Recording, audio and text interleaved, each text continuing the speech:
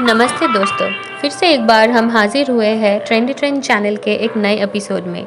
और आज हम बात करेंगे दुनिया में जिन्होंने भारत का नाम रोशन किया है उनके बारे में। जी हाँ दोस्तों, 2 मई 1921 में जन्मे विख्यात फिल्म निर्माता श्री सत्यजीत रे के 100वें सालगिरह में हम आपको उनके बारे में कुछ अनजानी बातें बताएंगे।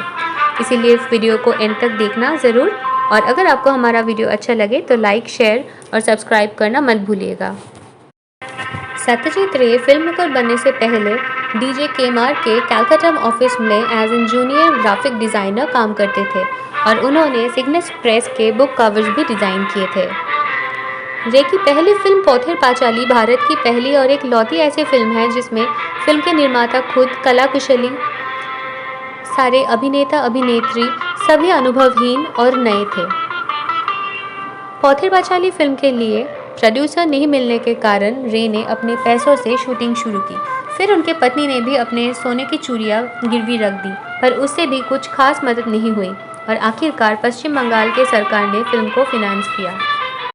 पौथेर पांचाली में इंदिरा ठाकुरन का कैरेक्टर करने वाली एक्ट्रेस चुनीबाला देवी को उन्होंने नॉर्थ कैलकाटा के एक ब्रोदल से चुना था और वो दिन के 20 रुपये में काम करने के लिए राज़ी हुई थी, पर अनफॉर्चुनेटली फिल्म रिलीज होने से पहले ही उनकी मौत हो चुकी थी। रे अपने पहचानते लोगों में मानिकदा के नाम से जाने जाते थे।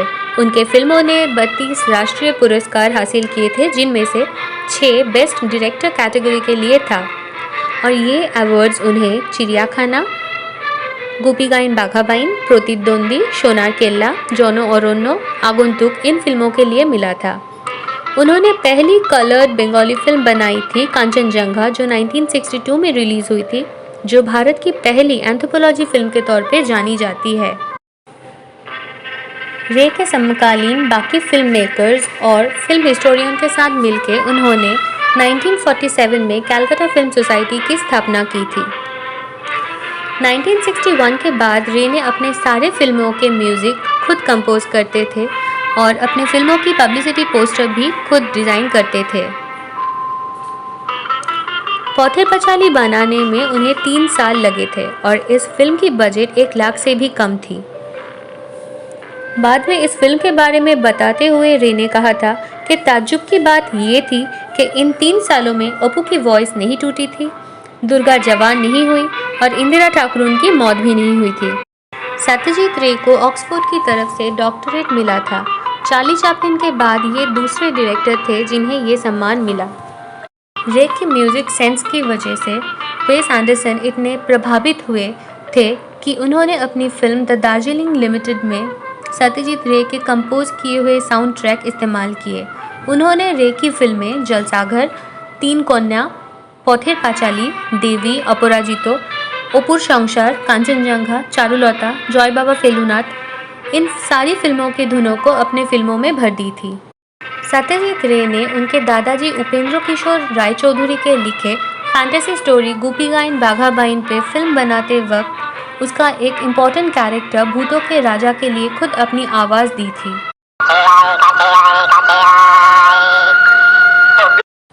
रे की फिल्म ओशोनी संकेत में एक कैरेक्टर था जोदू, जिसका चेहरा एक तरफ से जली हुई थी। ये फिल्म बंगाल के भीषण अकाल पर आधारित था।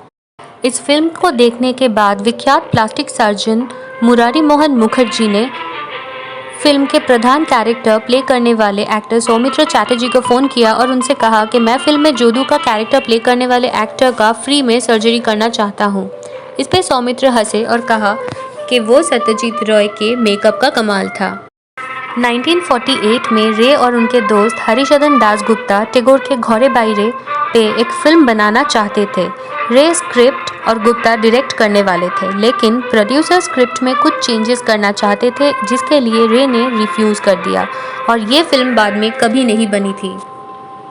रे की फेलुदा स्टोरी सीरीज़ बंगाली बच्चों की मैगजीन संदेश में 1965 से लेकर लगातार पब्लिश होती रही और फिर इस काल्पनिक डिटेक्टिव कैरेक्टर को लेकर बंगाली में उन्होंने खुद सोनार केल्ला और जय बाबा फेलुनाथ बनाई थी।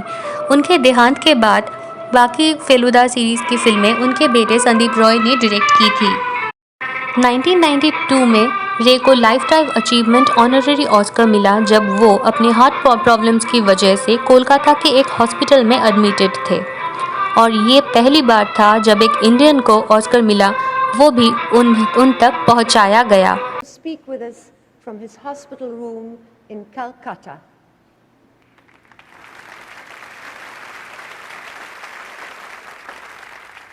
Well, it's been an extraordinary experience for me to be here tonight to receive this magnificent award, certainly the best achievement.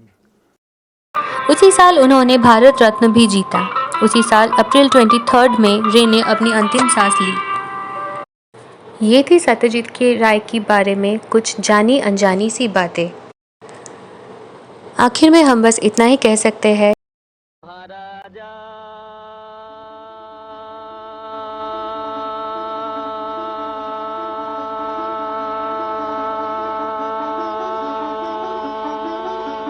তোমারে সেলাম সেলাম সেলাম সেলাম।